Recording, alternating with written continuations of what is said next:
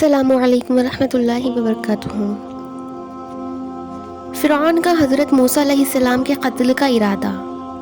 اور مرد مومن کی نصیحت، بنی اسرائیل کے ساتھ مصر سے روانگی اور فرعون کی ہلاکت۔ جب فرعون نے حضرت موسیٰ علیہ السلام کے قتل کا ارادہ ظاہر کیا تو اس کا ایک درباری جو حضرت موسیٰ علیہ السلام کی حقانیت پر ایمان لا چکا تھا لیکن اپنے ایمان کو پوشیدہ رکھتا تھا، یہ سن کر کہنے لگا، کیا تم موسیٰ کو اس لیے قتل کرتے ہو کہ وہ کہتے ہیں کہ میرا اور تمہارا پروردگار صرف اللہ واحد ہے، جب کہ وہ اس پر روشن دلیلیں لائے ہیں؟ اگر وہ جھوٹے ہیں تو ان کو ان کے حال پر چھوڑ دو، ان کے جھوٹ کا وبال انہی کی گردن پر ہوگا۔ اگر وہ سچے ہیں تو اس عذاب سے ڈرو جس کی وہ خبر دے رہے ہیں۔ اللہ کے لیے اپنے ملک، اپنے لشکر، اپنی قوت پر گھمنڈ مت کرو۔ فرعون نے کہا، میں جس بات کو تمہارے لیے بہتر سمجھتا ہوں اسی راہ پر تم کو چلاتا ہوں اور تم کو بھلائی کی بات کہہ رہا ہوں۔ اس مرد مومن نے پھر کہنا شروع کیا، اے قوم کے لوگوں، مجھے ڈر ہے کہیں تم پر قوم نوح علیہ السلام، قوم ہود علیہ السلام اور قوم صالح علیہ السلام کی طرح خدا کا عذاب نہ آ جائے، پھر تمہارے بچنے کی کوئی راہ نہ ہو۔ اللہ تعالیٰ اپنے بندوں پر ظلم نہیں کرتا بلکہ قوموں کی ہلاکت ان کے اعمال کے نتیجے میں آتی ہے۔ اے میری قوم، قیامت کا دن قریب ہے،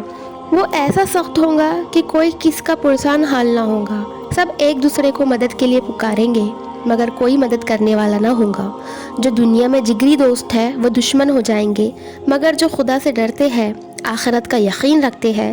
ہر گناہ سے بچتے ہیں، وہ وہاں آپس میں الفت و محبت کے ساتھ جنت میں رہیں گے۔ اے قوم کے سردار، تمہارا تو حال یہ ہے کہ جب اس سرزمین پر یوسف علیہ السلام نے خدا کا پیغام سنایا تب بھی تمہارے باپ دادا شک میں مبتلا ہوئے اور ایمان نہ لائے، اور جب ان کی وفات ہو گئی تو کہنے لگے کہ ہم نے یوسف علیہ السلام کی قدر نہیں کی، اب اللہ ہم پر اپنا رسول نہیں بھیجیں گا، کہیں موسیٰ علیہ السلام کے بعد بھی ندامت نہ ہو۔ غرض کہ اس مرد مومن نے ہر پہلو سے سمجھایا۔ فرعون نے اور اس کی قوم یہ نصیحتیں سن کر غصے میں آپے سے باہر ہو گئی اور چاہا کہ اس کو قتل کر دے، مگر اللہ نے اس کی حفاظت فرمائی اور اس کو بچا لیا۔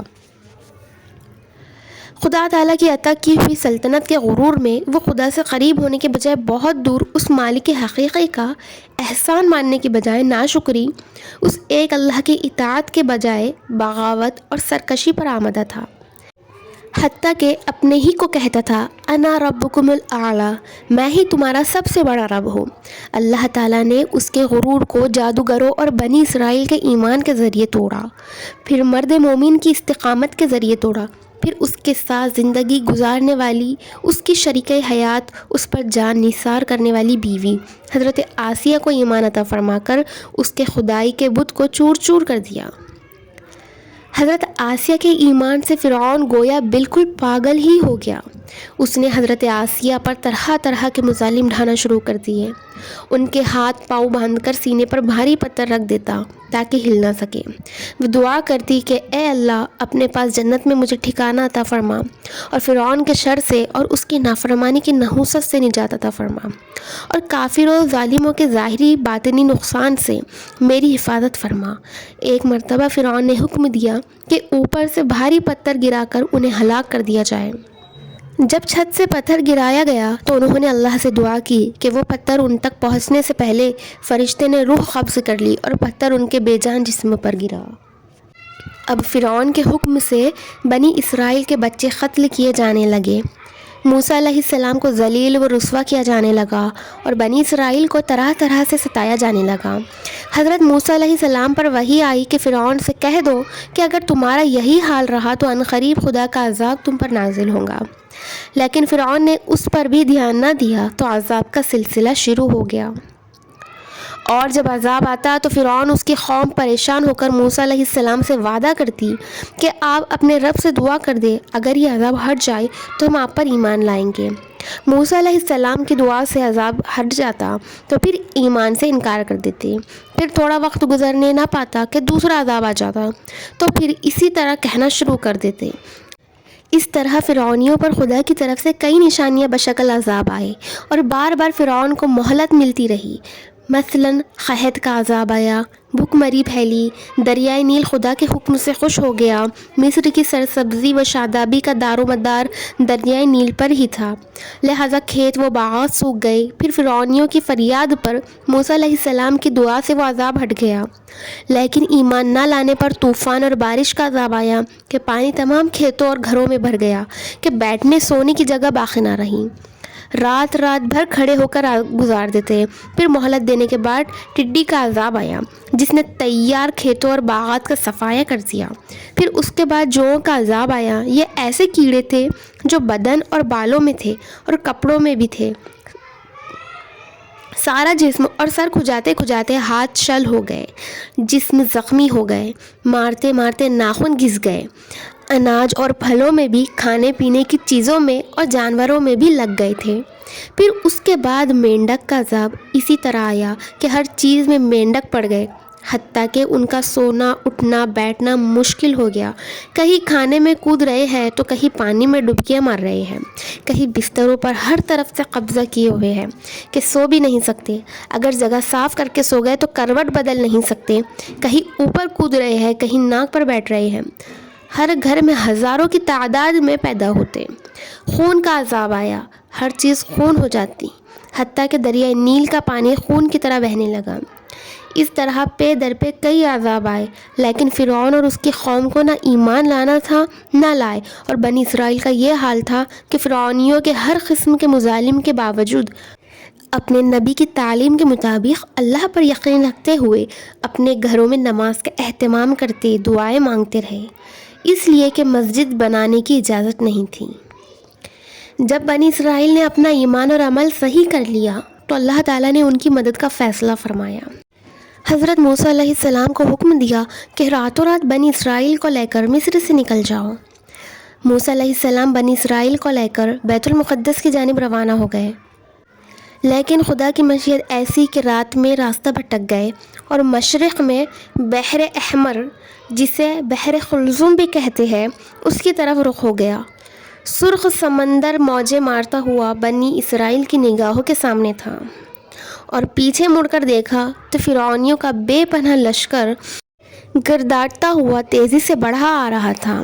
پھر کیا تھا، بنی اسرائیل کے لوگ موسیٰ علیہ السلام سے کہنے لگے کہ اے موسیٰ، تم نے ہمیں مروا ہی دیا۔ سامنے سمندر، پیچھے فرعون کا خطرناک لشکر، آخر ہم جائے کدھر؟ حضرت موسیٰ علیہ السلام نے تسلی دی کہ ڈرو مت، اللہ کی مدد میرے ساتھ ہے۔ اللہ تعالیٰ نے حضرت موسیٰ علیہ السلام کو حکم دیا کہ اپنی لکڑی سمندر پر مارو۔ لکڑی کے مارتے ہی سمندر میں 12 راستے نکل آئے، اور پانی اونچے پہاڑوں کی طرح دونوں طرف دیوار بن کر کھڑا ہو گیا، اور ہر دو دیوار کے درمیان خشک راستہ تیار ہو گیا۔ بنی اسرائیل کا ہر قبیلہ الگ الگ راستوں پر چل پڑا، حتیٰ کہ اللہ رب العزت نے پانی کی دیواروں کو شیشے کی طرح کر دیا کہ پہلے راستے پر چلنے والا آخری راستے والے کو بھی دیکھ رہا تھا۔ جب فرعون کا لشکر سمندر پر پہنچا تو اس نے 12 راستے دیکھے تو کہنے لگا، دیکھو میری خدائی طاقت، دیکھو میری خدائی طاقت نے تمہارے لیے سمندر میں 12 راستے قائم کر دیے۔ میری قدرت کا تم اندازہ لگاؤ کہ خشکی اور تری پر صرف میرا ہی حکم چلتا ہے۔ یہ کہہ کر اس نے اپنا گھوڑا سمندر میں ڈال دیا، پھر سارا لشکر اس کے پیچھے ساتھ ہو لیا۔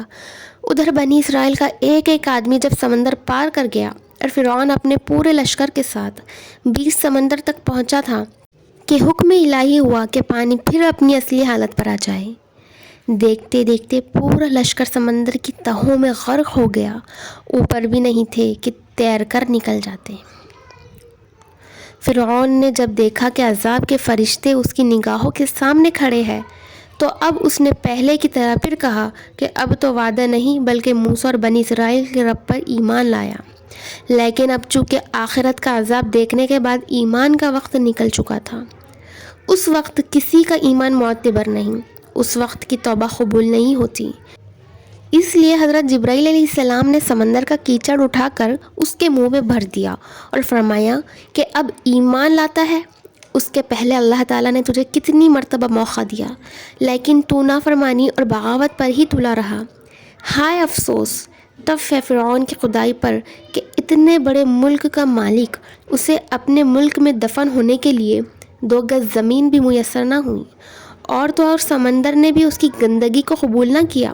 اٹھا کر باہر پھینک دیا، تاکہ بنی اسرائیل کو تسلی بھی ہو کہ ظالم کا صفایا ہو چکا، اور قیامت تک کی انسانیت کے لیے عبرت بھی ہو۔ اللہ کا ارشاد ہوا کہ آج تیرے جسم کو محفوظ رکھتے ہیں تاکہ تیرے بعد والوں کے لیے نشانی ہو۔ اب بنی اسرائیل مصر میں جا کر آباد ہو گئے۔ فرعون کی لاش مصر کے عجائب گھر میں آج بھی قوت خداوندی کی منہ بولتی تصویر ہے کہ ایمان والوں کی خدا تعالیٰ کیسی مدد کرتا ہے اور ظالموں کے لیے کیسا فیصلہ کرتا ہے۔